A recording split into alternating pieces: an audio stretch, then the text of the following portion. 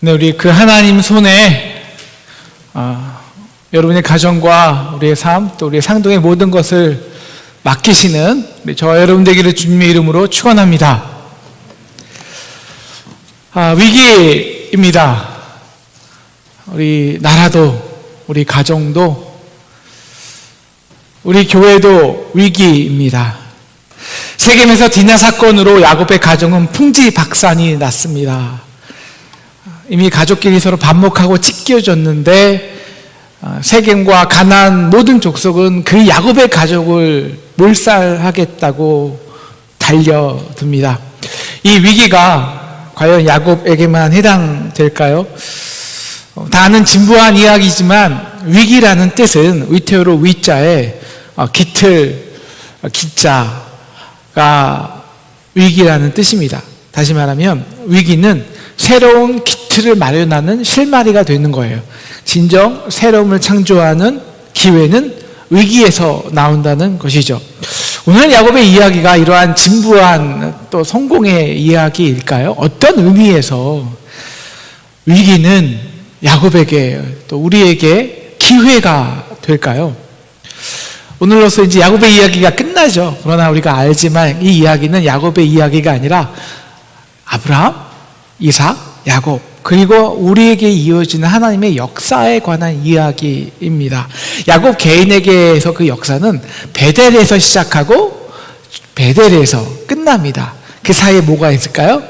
약복 강가가 있고 하나님과 씨름하고 세겜에서 위기를 만난 다음에 다시 원래 베델로 올라가죠. 그 과정은 딱 한 과정입니다. 싸우고 속이고 쟁취하는 야곱이 하나님과의 언약대로 이스라엘로 변화되는 과정입니다. 그래서 아브라함에게 약속하신 모든 민족에게 복의 근원이 되고 11절 말씀처럼 백성들의 총회가 그 야곱의 허리에서 나오게 되죠. 야곱이 어떻게 이스라엘로 변화될 수 있었을까요? 다시 말하면 베델에서 시작한 야곱이 어떻게 다시 베델로 돌아올 수 있었을까요? 누구 능력일까요? 네, 내가 다시 베델로 이곳으로 돌아올 때까지 내가 너와 함께 하겠다. 100% 하나님의 언약입니다. 그 언약을 이루어내시기 위해 야곱과 열심히 씨름하신 하나님의 열심 때문입니다. 첫 번째 베델에서요, 야곱이 도망자로 이제 돌 베개로 베고 잘 때 하나님이 사약다리를 타고 내려오셨죠. 28장 13절 나는 여호와니 누구? 너의 조부 아브라함이 하나님, 이삭이 하나님이니 내가 놓은 땅을 내가 너와 네 자손에게 주리라. 왜? 내가 너의 조부 아브라함에게 언약 말씀했기 때문이라는 것입니다. 그래서 그 약속을 이루기까지 15절 내가 너를 떠나지 아니하리라. 내가 이곳으로 돌아오게 하리라. 다시 베델로 돌아오고 그래서 야곱은 베델에서 약속한 그 약복강가에서 약속한 것 같이 이스라엘이 됩니다. 그 베델의 뜻은요, 하나님의 집입니다. 그 의미는 이 땅이 지금 내가 성공했냐 실패했냐가 중요한 게 아니라 중요한 것은 내가 어디로 가든지 하나님이 나와 함께 하셨느냐가 중요한 것이라는 거예요. 그래서 내 인생은 내 힘과 노력으로 쟁취하는 것이 아니라 내가 어떤 상황 가운데 있든지 그리로 내려오시고 함께 하시는 하나님의 은혜와 능력으로 그 하나님의 언약에 의해서 결정된다는 것입니다. 그런데 야곱은요 30년 동안 그 언약을 완전히 잊고 살았습니다. 비록 형과의 화해도 이루어지고 그리고 수많은 재산도 모았습니다. 고향으로 돌아가요. 부족함이 없었습니다. 그러나 세겜에 살다가 가정적으로 영적으로 크나큰 위기를 경험합니다. 우리가 지난주에 본 것처럼요, 우리 세겜에 있으면 누구나가 다 실패자가 됩니다. 그 이유가 무엇일까요? 우리 지난주에 살펴봤죠? 딱 하나예요. 하나님의 언약이 없기 때문입니다. 그 땅은 하나님이 없어요. 하나님 없으면 우리가 뭘로 살까요? 내가 좋은 대로, 내 의견이 옳은 대로, 자기의 관점대로, 자기 열심대로. 그런데 그렇게 자기 상황대로, 상황에 의한 자기 관점으로 열심히 사는데, 열심히 살면 살수록 서로가 서로를 살해합니다. 학살해요. 그래서 다 실패자가 됩니다. 그리고 그 결말이 34장 30절 말씀처럼 그들이 모여 나를 치고 나를 죽이리니 그러면 나와 내 집이 멸망하리라. 멸망입니다. 아니 공멸이죠. 여러분의 삶에서 큰 위기를 경험하실 때가 언제입니까? 여러분 그 위기의 때요. 여러분 정말 무엇이 제일 힘들었나요? 감당할 수 없는 재정적인 손해일까요? 사랑하는 사람을 떠나보내는 것일까요? 아니면 내가 죽을 수 있다는 두려움일까요? 다 힘들죠. 근데요, 정말 더 두려운 것은요, 하나님의 말씀이 들리지 않는다는 거예요. 하나님이 떠나갔다는 거예요. 방향이 없다는 거예요. 엘리 제사장 때처럼 말이죠. 그런데 야곱의 정말 축복은 뭔지 아십니까? 우리 35장 1절을 한번 크게 한번 읽겠습니다. 시작. 하나님이 야곱에게 이르시되 일어나 베델로 올라가서 거기 거주하며 내가 내 형 에서의 낯을 피하여 도망하던 때에 내게 나타났던 하나님께 거기서 제단을 쌓아라 하신지라. 하나님이 나타나셨다는 것. 그래서 하나님이 말씀하셨다는 것. 그래서 갈 길을 모르는 야곱에게 베델로 올라가라 방향을 주셨다는 것입니다.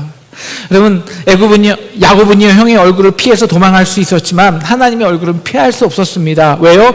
하나님은 언제나 내가 있는 곳에 내려오셔서 내 실패 속에서 하나님의 언약을 이루어 가시기 때문입니다. 그러므로 왜 영적인 위기가 기회가 될까요? 바로 그때야 비로소 우리는 그동안 외면했던 하나님의 얼굴을 볼 수 있기 때문입니다. 그래서 하나님의 말씀을 다시 듣는 자가 되기 때문이죠. 하나님이 이렇게 야곱을 막다른 위기로, 위기란요, 그 한자의 뜻을 보면 절벽 아래 두려워서 앉아있는 게 이 위기의 위자예요. 막다른 골목에 몰렸는데 갈등은 절벽이에요. 위기예요. 근데 저런 다른 선택지가 없습니다. 그래서 야곱은 하나님의 말씀에 순종할 뿐이 없어요. 야곱과 함께 하신 하나님이 야곱을 그렇게 몰고 가시는 것입니다. 그래서 야곱이 말씀을 듣게요. 자기의 능력과 꾀만을 의지하여 스스로의 복을 쟁취하려 했던 야곱이 이제 하나님의 말씀을 듣는 자로 변화되는 것입니다. 그래서 위기가 축복이라는 것입니다. 이 위기의 때 우리가 베델로 올라가라, 그 말씀을 들을 수만 있다면 바로 우리가 야곱이 이제 이스라엘이 되는 거예요. 베델로 다시 돌아오게 하리라. 베델에서 세겜을 거쳐 다시 베델로 돌아가는 것입니다.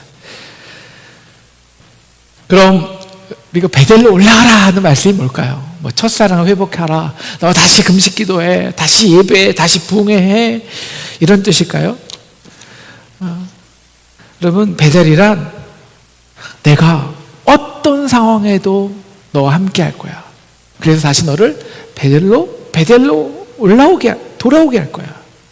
이 말씀 언약만을 붙드는 삶입니다. 그런데 우리는 조금 상황이 틀어지잖아요. 그러면 이제 벌써 계획을 해요. 이 틀어진 상황을 어떻게 만회할 것이지? 그럼 또 다른 의지할 것을 찾죠. 그렇게 세겜에서 살다 보면 아예 나에게 하신 하나님의 언약을 잃어버려요. 그리고 이제 내가 싸워야 될 것, 내가 쟁취해야 될 것, 나의 싸움, 나의 전쟁만이 모든 것이 되죠. 그러면 우리가 무엇을 의지할까요? 예, 우상이죠. 우상. 그래서 세겜 땅에 있는 야곱의 가정 안에는 수많은 우상이 있었습니다. 왜? 세겜에서는 수많은 싸움과 전쟁과 승리할 게 있으니까. 근데 그 베델로 올라와라, 다시 언약으로만 살아, 이 말씀은요 그 모든 과거의 우상을 단절하라는 명령입니다. 그래서 야곱은 2절, 너희 중에 있는 이방 신상들을 버리고 자신을 정결하게 하기로 너의 의복을 받고 입으라 하는 것입니다. 의복을 받고 입으라, 이것은요 하나님의 자녀의 옷을 입으라 하는 것은요 정체성이에요. 너희는 다 이제 보이는 상황과 환경으로 살아가는 자들이 아니라 하나님의 언약, 말씀으로 살아가는 자들이야 라는 그 정체성을 확증하라는 것이죠. 그래서 야곱은 그 모든 우상을 세겜 근처 상수리 나무 아래 못 씁니다. 내가 이제 우상에 묶여있는 나의 과거의 삶은 장사시키는 거예요. 묻겠다라는 것입니다. 그리고 3절, 우리가 이제 베델로 올라가자 선포하는 것입니다.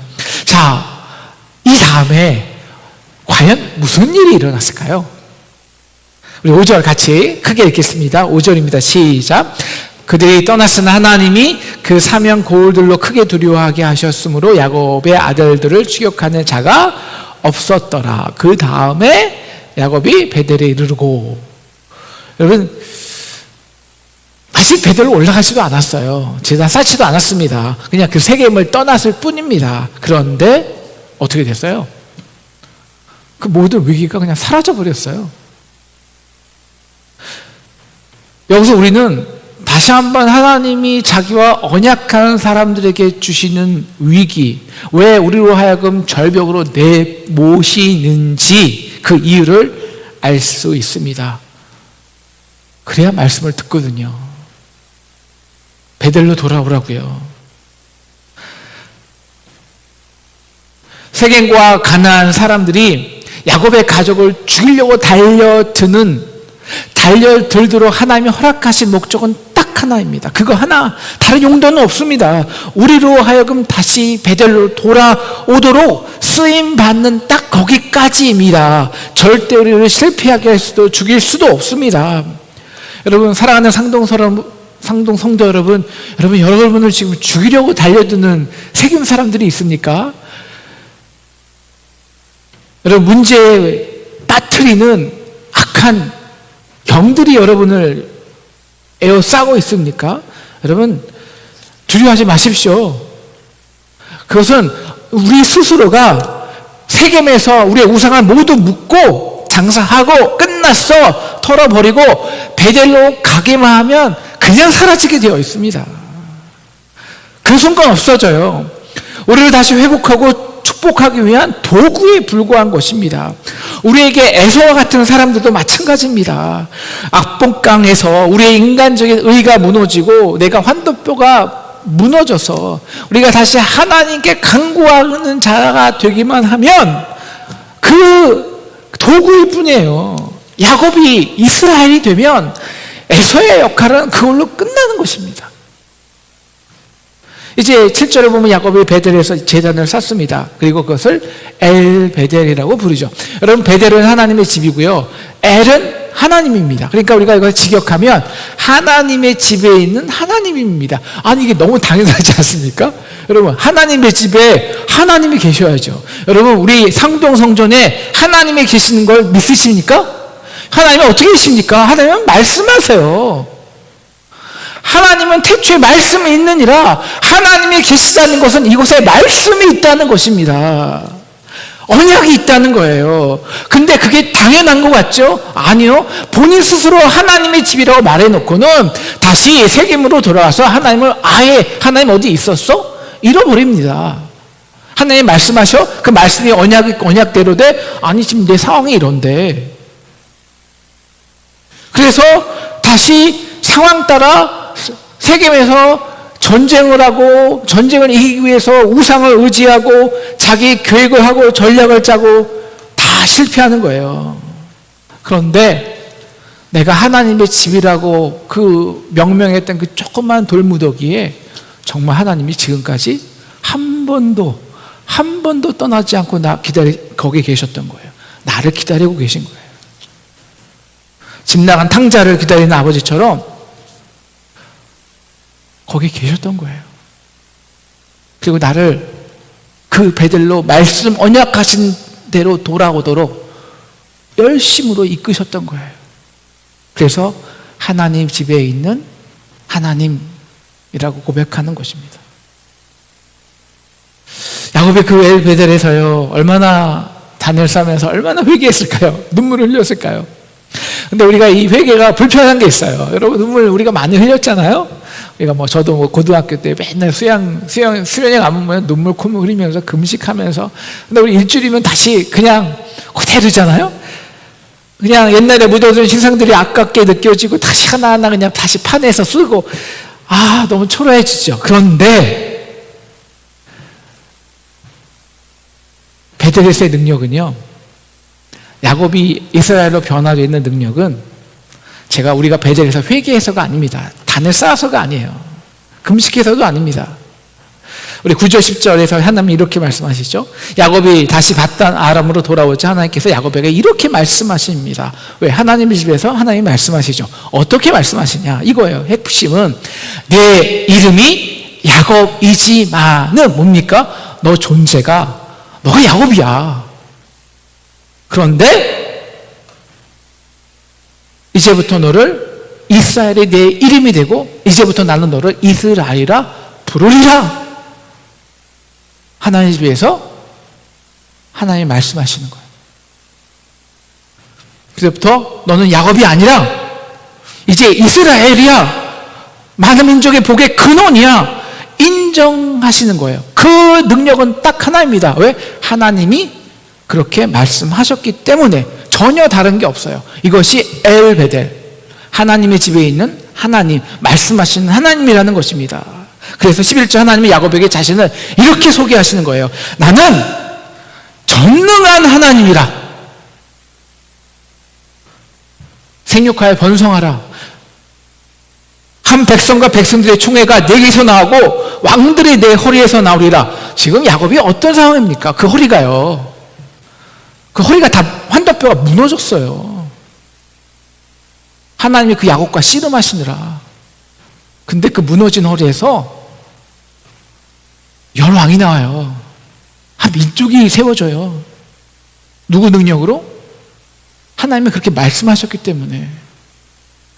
하나님은 말씀하시죠. 핵심은 우리가 그 베델로 돌아오는가, 그래서 말씀을 다시 듣는 자가 되는가, 여기에 달렸다는 것입니다. 여러분, 변화의 능력은요, 하나님이 일방적으로 불러주시는 거예요. 우리가 노력하는 게 아닙니다. 이것이 엘 샤다이 하나님의 전능함입니다. 인간의 상황이나 조건이나 노력이 아니라 그가 부르신 대로, 언약하신 대로 되는 것입니다. 그래서 우리가 베델로 올라가야 이 전능하신 하나님을 경험할 수 있습니다. 나를 이스라엘로 부르시는 하나님의 말씀을 듣는 거예요.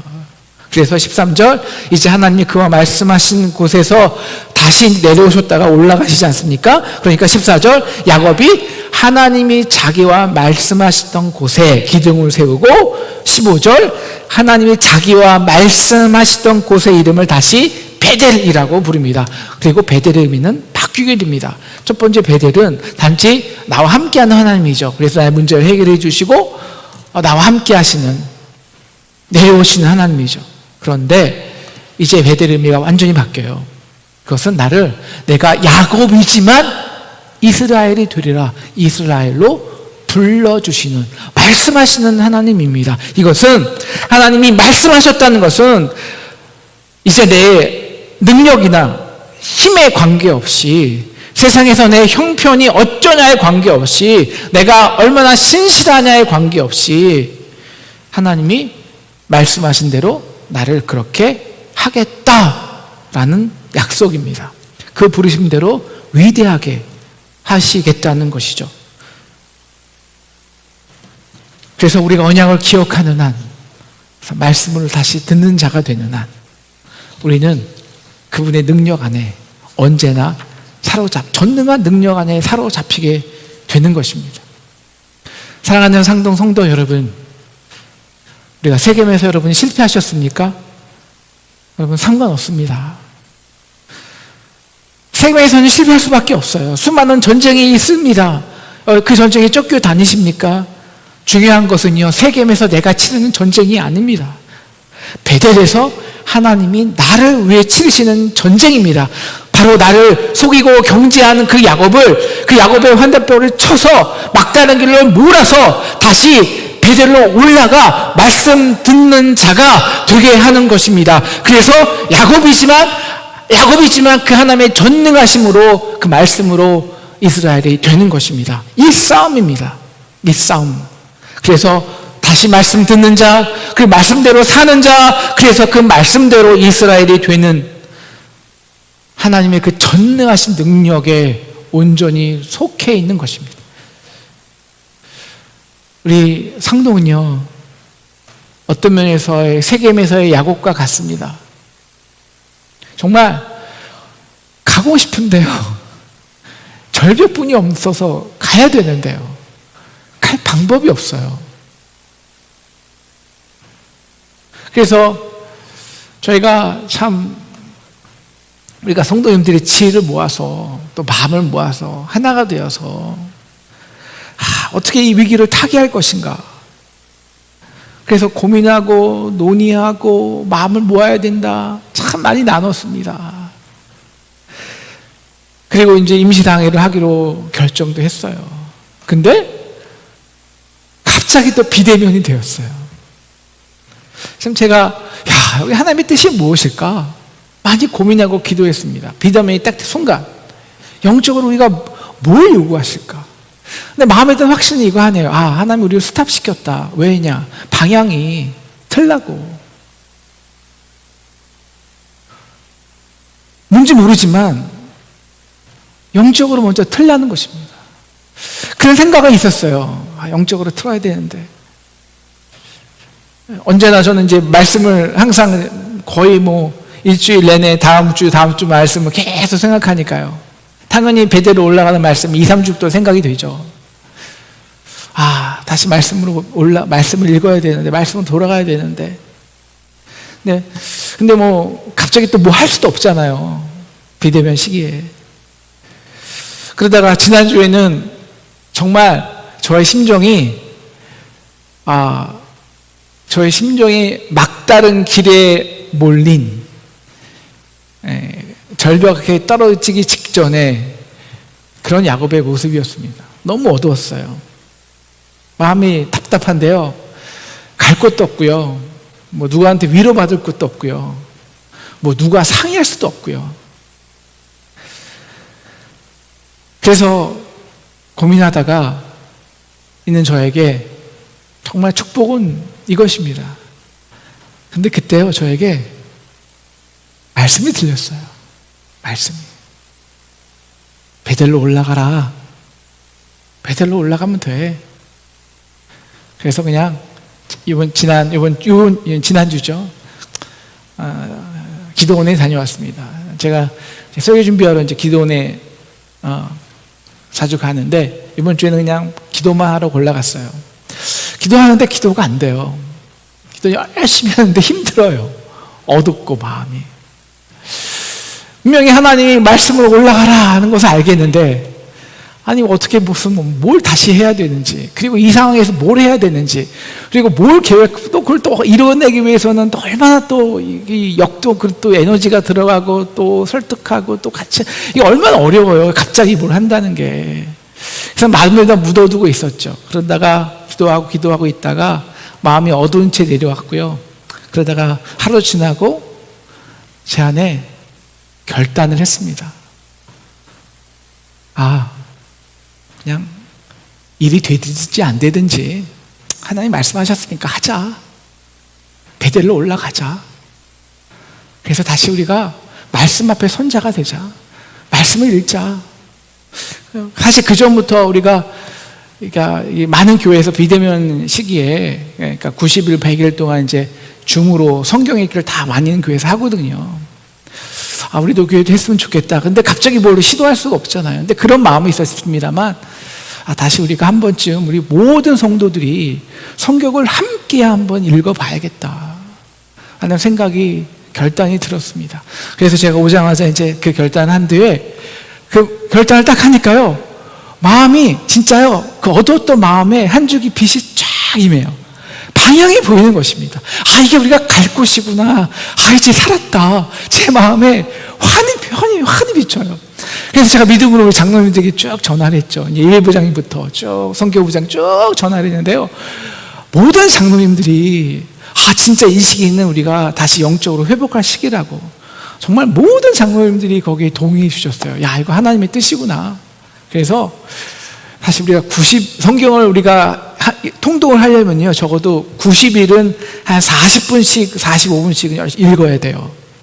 그러니까 쉽지 않잖아요. 근데 하나님의 뜻으로 이렇게 모든 제 장로님들이 하나 되는 거 보고 하나님의 뜻으로 제가 받았습니다.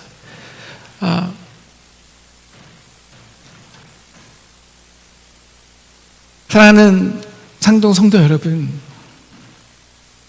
이제 우리 베델로 올라가야 합니다. 우리가 세겜에서 아무리 적들하고 싸워봤자 그 싸움으로는 절대 승리할 수 없습니다. 여러분, 우리가 치러야 할 싸움은 외부의 대적들이 아닙니다. 베델로 올라가서, 그래서 하나님이 우리의 야곱과 씨름하고 전쟁하여 하나님이 승리하도록 해야 합니다. 그래서 야곱을 이스라엘로 되게끔 하는 싸움에 하나님이 승리하시도록 해야 합니다. 야곱이 모든 가족과 함께 그 나라는 우상을 상수리나무 아래에 장사하자 모든 대적들은 잠잠해졌습니다. 말씀으로 우리의 판도뼈가 무너지면 바로 그 무너진 자리에서 민족의 허리가, 세상의 왕들이 나오는 것입니다.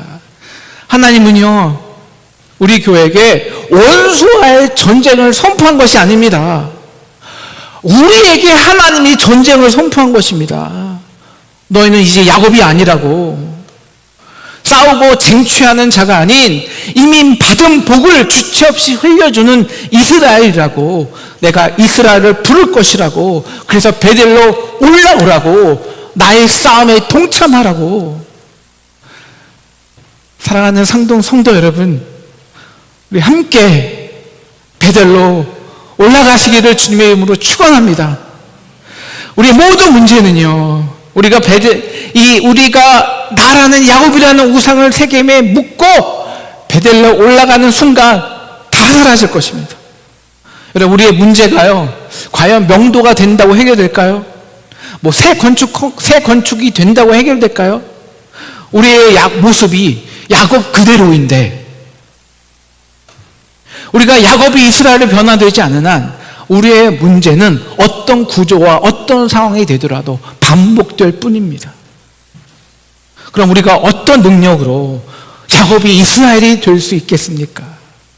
우리가 교회 안에서 경쟁하며 스스로의 복을 세겜에서 싸우고 쟁취하는 자들이 아닌 십자가의 능력으로 더 이상 복을 채울 수 없는 넘치는 복의 근원이 되는 그 축복을 축복된 자가 과연 어떤 능력으로 되겠냐는 거예요. 하나님이 불러주실 때 가능한 것입니다. 그것은 오직 하나님 우리를 불러주실 때, 이 베델에서 말씀하실 때 가능한 것입니다.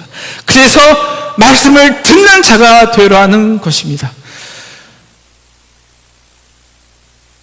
그래야 야곱이지만 이스라엘이 되는 그 전능하신 하나님의 능력에 사로잡힐 수 있습니다. 성경의 역사 속에서, 그리고 교회 역사 속에서 언제나 위대한 하나님의 개혁과 부흥은요, 그리고 특별히 시대를 바꾸는 성벽을 건축하거나 성전을 건축하거나 새로운 일을 시작할 때는 하나님이 먼저 반드시 시킨 게 있습니다. 느헤미야 때도, 에스라 때도, 그 다음에 사도행전 때도, 그 다음에 우리 교회, 그리고 이 역사 속에서 교회 시대에 항상 부흥에는 모든 교회 공동체가 함께 말씀을 듣는 역사가 있었습니다. 그냥 우리는 이게 사경회였죠. 그래서 우리 한국교회 부흥은 장도연 교회, 평양 부흥은 장도연 교회에서 그냥 말씀을 원하는데 째까째게 보는 게 아니라 그 모든 말씀을 통째로 듣는 데서 빠짐없이 듣는 데서 시작했습니다.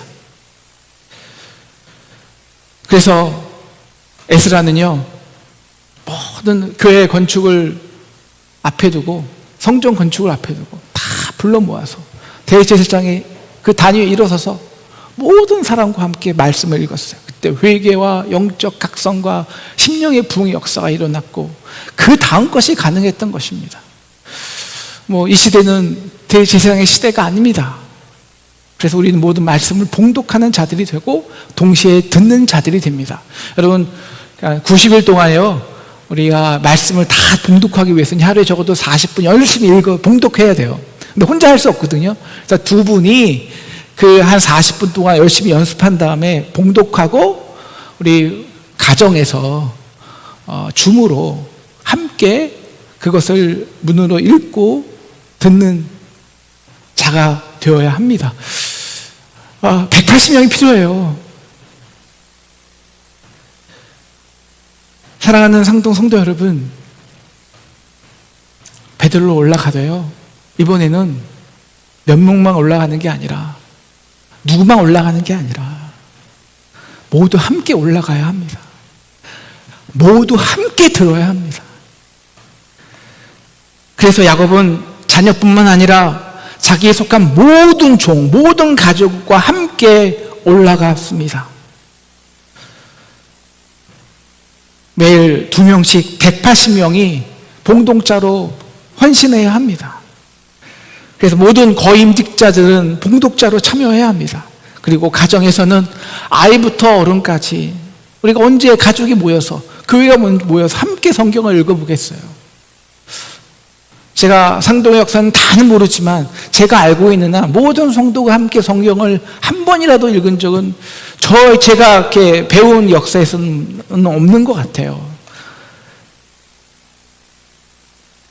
그래서 우리 어른부터 자녀들까지 빠짐없이 교회 안에서 또 집에서 줌으로, 출근하면서 유튜브로, 출근하면서 줌에서 들음으로 참여했으면 좋겠습니다.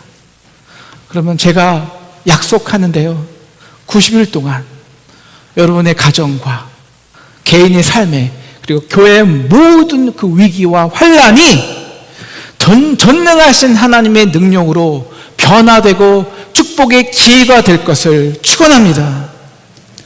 그래서 우리와 여러분과 여러분의 가정과 우리 교회의 모든 위기가 역정되어 우리 모두가 야곱에서 이스라엘로 변화될 것입니다. 그래서 다시 이 민족과 이 시대의 복의 근원으로 쓰임받는 저와 여러분 되기를 주님의 이름으로 축원합니다.